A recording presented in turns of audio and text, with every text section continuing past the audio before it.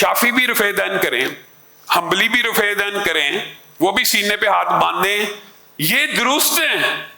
رسول اللہ کی بات پہ عمل کرنے والے غلط ہیں، یہ درست ہیں۔ یہ کیوں درست ہیں؟ کیونکہ رسول اللہ صلی اللہ علیہ وسلم کی بات ہو یا نہ ہو، ایک امتی نے اس کے اوپر مہر تصدیق کو ثبت کر دیا، اور چاروں ہی حق ہیں۔ چاروں میں سے جس کی مرضی مان لو وہ حق ہے۔ رسول اللہ کی مانو تو گمراہ ہو۔ یہ کون سا عقیدہ؟ یہ بات تلخ ہے، مجھے پتا یہ بات تلخ ہے، لیکن کنسپٹ بھی تو کلیئر کرنے چاہیے۔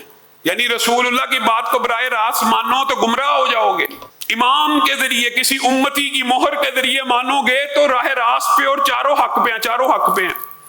وہی عمل شافعی کریں درست ہے، حنبلی کریں درست ہے، اہل حدیث کرے غلط ہے۔ علامہ ہشام الہی ظہیر آفیشیل چینل کو سبسکرائب کر لیں۔